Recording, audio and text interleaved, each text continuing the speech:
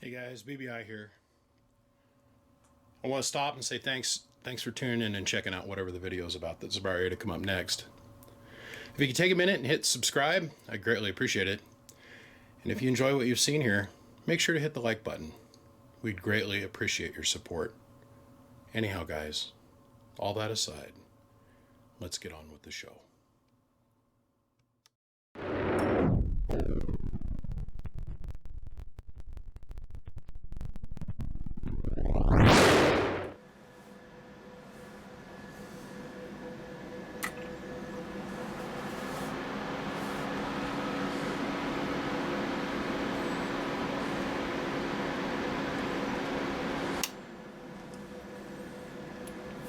Hello.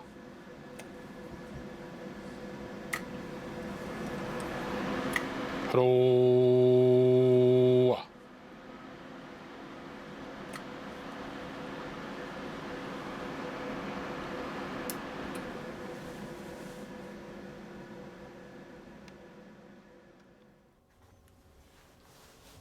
So let me give you guys a little bit of a backstory. This is a journey. This radio has been a journey, and we learned a lot. We taught ourselves a lot. And when I mean we, there was a lot more than just me involved with the construction of this ridiculous, first off, one kind of creation. My friend Zane purchased a 667, and I hooked it up and tested the thing, and it did like ridiculous watts. It did 900 peak, right? And I went, whoa, man, I wonder what's making this thing tick.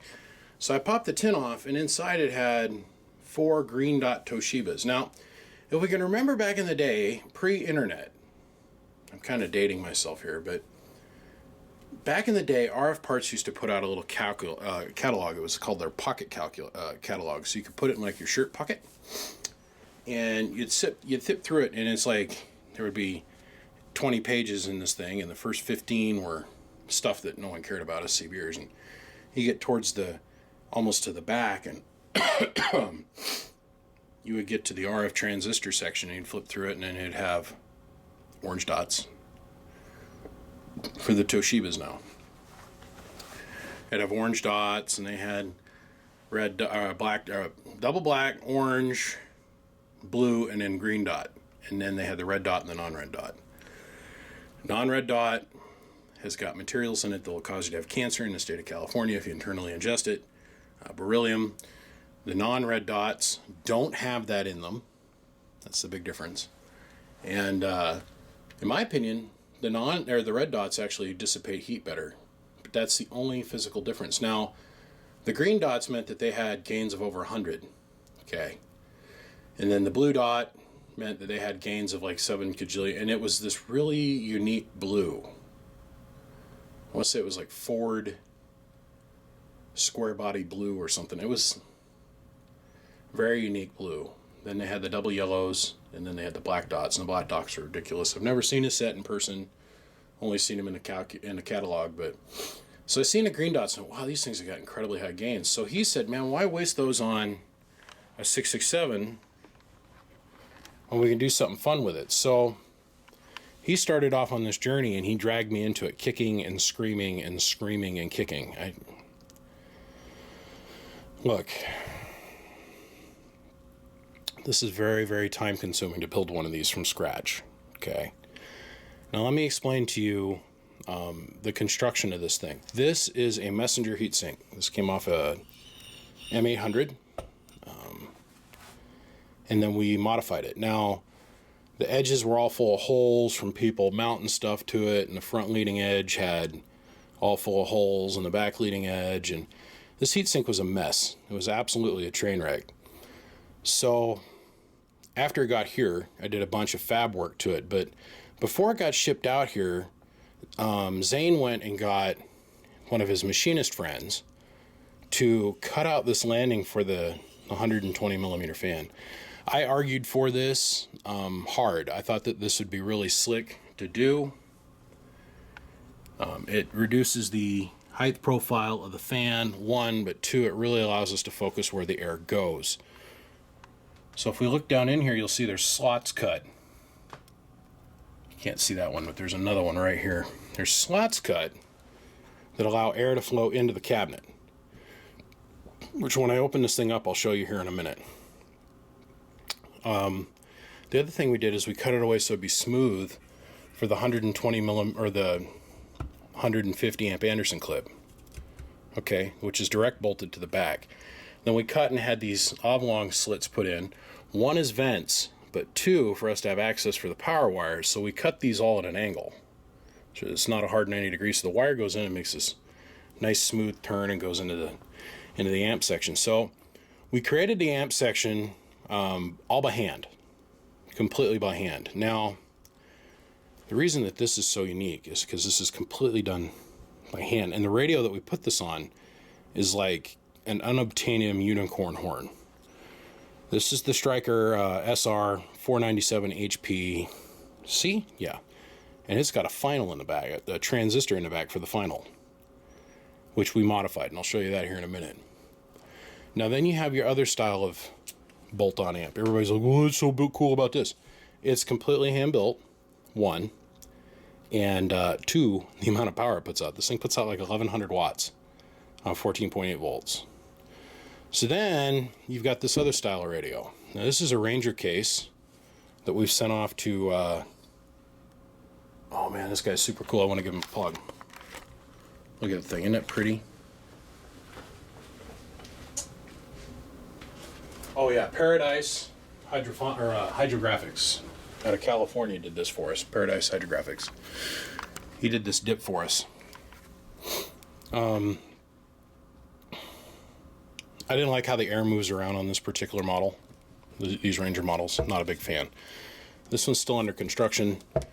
This will be done in the next day or so. I like the dual red Anderson clips. I was really hoping that we could do dual black, but the dual red really make this thing pop. But the wrap is beautiful and perfect on this thing completely. You got more heatsink surface over here, which was really important to me if this thing is going to not be a trophy queen. Like it's not going to sit in a case and be on display forever and more. So for us to make this thing an actual usable radio, we had to increase the heatsink for the amount of power. The design parameters for this style of radio, because of the height of the cabinet on the inside that allows us to completely encase the amp section, limits what we can do with the transformers. Therefore, it limits the amount of power we can do with the radio. So this is going to have slightly less performance and not quite as much air movement, where this thing worked out to be really super trick. Let me get this out of the way. I'm going to disconnect it and we'll start showing you the guts of this thing. So before I start disassembling this, I want to talk about some stuff. Anybody that knows me knows that air movement to me is like God. Okay, it's what dictates how long things can operate, how much heat we can remove from a given area. So I spent a lot of time thinking about air movement in itself, okay, when it came to this cabinet. With us recessing this fan, we get an overpressure on the back side of the fan. Okay, so it means we're going to get a little bit of cavitation off the fan blades. Otherwise, lost air that's moving by the edge of the fan blade between the fan body blades and the fan shroud. Otherwise, the outside body of the fan. What we didn't see happening when we designed this, no one thought about this, but we were thinking about the problem that we had, was how to get air on this. Now this is our heatsink for the driver, okay? So this is a 1 drive and 4 unit. We were worried that we were going to have to stick some fans on here to get enough air to cool this thing. Come to find out, it was something that we didn't need to be concerned with. Air moves a lot like electricity, right? It's always follow the path of least resistance, right? So because the distance between the front edge of the heatsink and the back edge of the heatsink is shorter, it causes there to be a low pressure right here on the leading edge of the cabinet. And as this thing's running, the air actually tumbles off and goes straight down almost off the back of this thing. So there's a jet of air that comes out this way, but then there's a low pressure. So your higher pressures are up here on the top as the air is bleeding up. But then there's another effect that takes place with this hard edge where the air tumbles and it spits down across this heatsink. We haven't been able to get this radio hot yet. We've keyed the snot out of this thing. The other thing I want to point out is this is our on-off switch for turning the amp board on and off. Okay.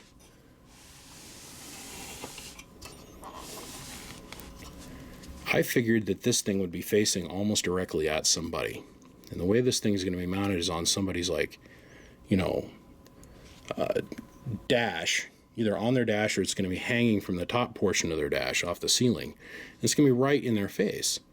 So I didn't want to put a stupid heavy high flow fan on here, but in the same breath I wasn't going to let it leave here and be inadequately cooled. There's some advantages with going smaller. There really is. In the normal world application, they put 8 transistors on the same amount of this heatsink, and they're perfectly cool with it. They mount the transistors so that they're all mounted on 3 or 4 fins going this way. We've mounted our 4 transistors this way, and then we put our fans right over the top of them. So the largest portion of heat generation is directly underneath this fan by design. But to know that we haven't been able to get this thing hot yet, and we've keyed this thing for hundreds of hours testing it before we were ready to let it go. The radio itself is in pristine condition internally and externally. Now, we put this clear non-stick vinyl all the way around the bezel to help protect the bezel. So that's what you guys are seeing. This bezel is actually perfectly shiny and doesn't have a scratch one on it. But this is a vinyl that we put on here that you can remove that'll help keep the fingerprints off it and the dust and the dirt and everything else. Okay. So let me get a screwdriver out and do the origami process. And that was another thing that took forever to figure out, is how to make all the internal parts work around the echo board that's inside this radio, plus make all the wires fit everywhere they needed to be, and to make it so that it can last. And it's not just a one-off creation. Like, we're going to create this and sit it on the shelf. I want this to go to somebody that's going to put it in their truck and talk on it like every day, all day long, and have fun talking on it, and I don't have to ever worry about this thing breaking. So that's what we shot for when we built this. All right, give me a second. Let's take the heatsink off and look inside. Copy this, bitches. Okay. To take this apart and to put it back together, you got to have your tongue hanging out of the side of your mouth just right. You got to waggle it just right, and you got to give yourself just a few minutes to take this thing apart. Because to get this wire, the connecting wire that goes between the amp deck, okay, this enclosed, this is made of copper. This is phenolic board that the copper's on the inside because we didn't want to have any conductive parts that could touch anything in here, okay? We chose this radio because of the final section, and that's it. The electronics in this radio, not the best in the business. You can tell that this radio was hodgepodge together from the factory. Like if I was to flip the lid over and look at the bottom side, you can see where the factory had to go through, and there's resistors and shit added all over the place. Like, this is from the factory stock. Well, they couldn't get just one resistor. The radio itself is sound. This is a very well tried and tested platform. The reason they went away from this is because they could get the MOSFETs cheaper, and these got stupid expensive. Now what we've done here is we modified this. We took the 2290 out and we put a 2879 in its spot. And then in turn, we had to adjust the coiling pack for this. This works with induction, the output circuit, which is really quite cool. I built a one pill like this not too long ago and had a lot of fun playing with this and teaching. When I say a lot, not too long ago, I mean like 3-4 years ago. Had a lot of fun teaching myself this circuit and how to measure it, how to go about setting it up, how the coil turns work, how if you have like this here, which is a counter-rotating coil, there's actually two coils that are interlaced here, how that actually changes your frequency spread on an overall like grid dip, the reactance of the circuit. A lot of fun teaching myself that. But yeah, this thing is, I mean, dude, we had to create, this box is not even square. Front to back, if you notice, there's quite a huge difference in distance here. And that's to accommodate all the electronics and how this all folds together. You'll notice there's a hole here, and there's also a hole here. And we did that for air circulation inside this cabinet, okay? Now, if you notice, there's this gap that goes all the way around the radio, including down the back side. And I thought to myself, let's use that. I didn't want to have dead airspace in here where the air could just sit here and cook off, because some of these parts are going to get hot. I mean, come on. The top of that transistor is going to get a couple hundred degrees at points, depending on how long somebody stays on a key. And I wanted to give this the best opportunity to survive. Like I said, I want this to be an actual usable radio, not something that sits on somebody's display case and says, oh, look, 1,000-watt radio. You can actually go out and use this thing, okay? So the back edge of this thing, when the fan's running, you can feel air just pouring out of it. And that's just enough to get the air to be turbulent inside the cabinet, not stay static and let parts overcook. So we created a vent slot here, and then there's a reverse vent here, which is kind of like a bandpass thing. It goes back, and then it cuts back this direction again. Okay, and so there's a slight opening at the top and a slight opening at the bottom, but the idea was to create just a nominal amount of gap so we could let air out and no RF out. Okay. The other thing is this thing is slightly elevated, but it's grounded and bonded. Okay, so it's inside of a shielded enclosure, but then we've allowed for venting, heat venting. So we've got a path for air in, a path for air out through our Anderson connections. And then the other neat little trick that we did is when this thing is on. So you got to think it's going to be like up on the dash, and it's going to be over here. And instead of having something shiny and bright blowing in your face like a blue LED, I went in here and I snuck some LEDs, some red LEDs, and they come out of the positive connection on the bottom side of the radio. And the idea was it would shoot down on the dash and just give a nice little glow on the dash to say, hey, amp is on. Now the fan's running, and the fan on this thing is so quiet that I thought, well, I better give them an LED indicator, because I mean, God, they're going to be in a semi-drive-in. And since you can run the radio without the amp board on it, so the switch disengaged the amp board, which you guys are going to be amazed when you see what the radio does all by itself. That's our indicator light. It comes out of the amp section itself, shoots through the Anderson clip hole and comes down. And it creates this little red conical light out on which I'm assuming is going to be out on the dash. So, pretty slick, not directly bold right in your face. Let me fold this thing back up. We're going to run it, and then I'm going to get on with my day. This thing is slick.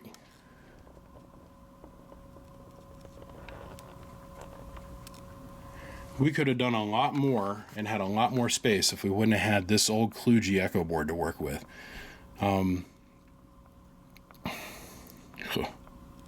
This takes me back to when I was working on radios when I was 18, 19 years old, way back in the day. It's the same style Echo board. Now they got it down to where all the electronics and everything are on the back of the potentiometer on a little tiny. But we didn't want to go that far. I want to keep the radio as much to stock as possible, upscale the drive section just a little bit. You wouldn't be amazed how much power I picked up just by modifying that power wire that feeds that whole board. All right, enough talk. Let's put the lid on it. Let's go back to work. Okay. That's a 1,000-watt slug-in peak, 1,000-watt slug-in average, 5-watt slug-in reverse from back from the Bird 10,000-watt dummy load. The first thing we're going to show you is just radio output power. Okay? So please note, No red LED indicator. Okay. Just the radio. Hello. It's about 210 watts out of just the radio. Hello. Now, if you've got one of your strikers, if there's a guy out there that's got a striker, 497 HCP like this, or HPC that's got one like this, out there in the universe, I'm going to show Zane what I did on the circuit inside of this radio to make it do 210 watts out of one transistor with that circuit design, which is kind of limiting, but I'm going to show him what I did, and if you want to, feel free to contact him. Now, what I'm going to do for this is I'm going to put Zane's number probably right about in here. Don't call me on this, call him. This is his baby, his brainchild. I was just the one that helped bring it all the way home. Okay, and I say this honestly, I'm very lucky that I've got friends like him and guys like him that want to bring me in on projects like this and let me just turn me loose, let me go explore the idea.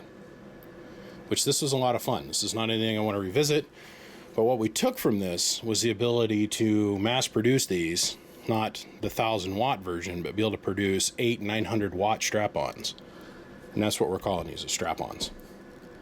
And yes, just like the sex toy. I've got 3 more sitting over here that I got to do videos on throughout this week as I finish them, because we have copied this. So we're going to start cranking these out. And I think I got Zane up to speed where his guys are going to be able to build the lower power versions of these. But the reason we're able to get so much power out of this is because the high gain of the transistors and just the sheer amount of man hours that went into making this radio. Now the price tag on this thing is pretty steep, but you got to understand it's got an unobtainium radio attached to an unobtainium amplifier that is completely one-off and completely hand-built. And when you think about it, you know, you're going to buy the $400 or $500 radio, and then you got to go buy the $700 or $800 amplifier, and then you got to put power wired above them, and this is all in one unit. I could coax up to it and you're done. So you're going to be into the 2 for penny to penny, brand new. This thing's worth it. I'm really looking forward to see where this went. Version 1 of the strap-on is owned by my good friend, Mr. Todd Freeman, sniper, over in Portland. It had a couple owners before him, and both those guys absolutely loved the shit out of that radio. And they ended up selling it back to Zane and then buying bigger linears because they wanted more power. And that radio, the strap-on radio, if you guys go back and look through the YouTube, I'll make sure to put down in the comments below 1, Zane's phone number, and 2, the link to the strap-on, the one that started all of this noise.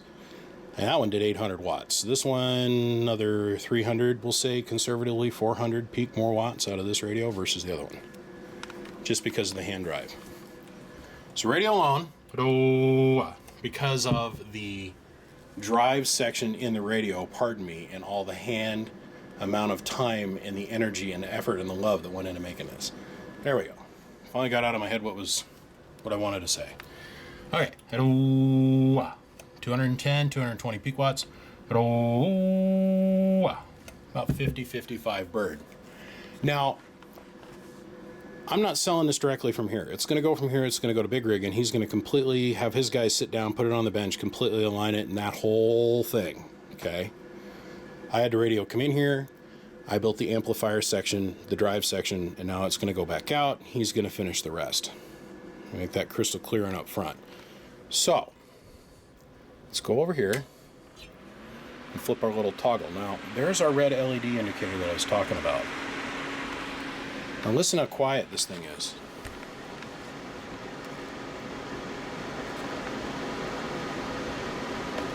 It's almost stealth mode. Because remember, your head's going to be sitting right next to it. Now I've got the power supply fan on in the background too. But this thing is silly quiet.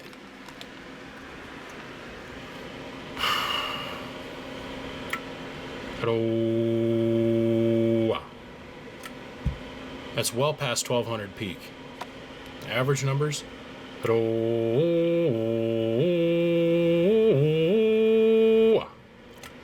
250-ish, depending on how hard you yell on the mic. So let's go on up to 2x, and what I mean by that is we just engaged our multiplier. So now full deflection of the needle used to be 1,000, so we were reading that bottom scale, okay? So when we go to the 2x multiplier, we go to this top scale, or pardon me, we have to do a little bit of math. So the 1,000 watt mark is going to be 2,000 watts. So 1,000 watts is going to be right there on that hash mark, and we're going to end up somewhere around the 60.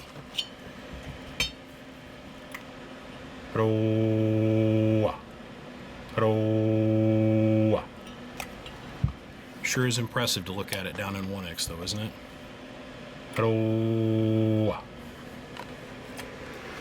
Now the way we got the dead key set up right now is you can't dead key more than 100 watts with this radio.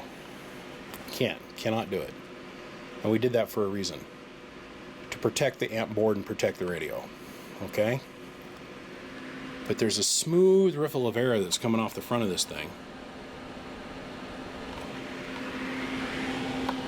But directly behind it, there's hardly any airflow, because like what I was talking about, the air comes out and it curves and it comes down across these heatsink fins. And there's almost no pressure up here. It's super weird. It's really neat how that worked out. Really quite grateful for that. I've got one that I've got to finish, and it's called the Chrome Penis, and it's an all chromed out version with the Ranger board on the bottom of it. That thing's going to have an air deflector on the back of it to hit the fins, and then we're doing another one. This is yet to come, you guys. I'll say it now, I'm going to put the teaser out there. We're building a 1,500 watt version right now. And I honestly feel once we get that one done, we're going to do a 2,000 watt. It's going to happen, you guys. It's going to happen. I won't throw the gauntlet down and far and say that we can go much farther than that and still keep within this footprint. Okay? And not getting crazy stupid tall. I mean, I could take another heat sink and strap a bunch of transistors to it and it'd be like 4 foot high. That's not what we're wanting. We're wanting to try and maximize this amount of space for the radio. And right now, that's at the front of the pack. The biggest amount of watts and the smallest amount of package that you can get. Gentlemen, the 1,000 watt striker. Thank you again, Zane. I appreciate getting me involved in this project. Gentlemen, my name is BBI. Without a shadow of a doubt, I am the biggest mud duck in Idaho. And I don't get to be here without all you, I don't. I got 1.5 miles of projects sitting behind me that I got to get through. I appreciate everybody's patience, but being a perfectionist, I don't want to let stuff go until it's absolutely perfect. So, I'm slow, but I get the job done. And I say thanks, and I appreciate all the support. Guys, if this is your first time ever watching one of my videos, just take a minute and click subscribe. I'd really, really appreciate it. Maybe give me a thumbs up if you like what you've seen. World's first 1,000 watt mobile radio. I'll see you guys. Bump, bump.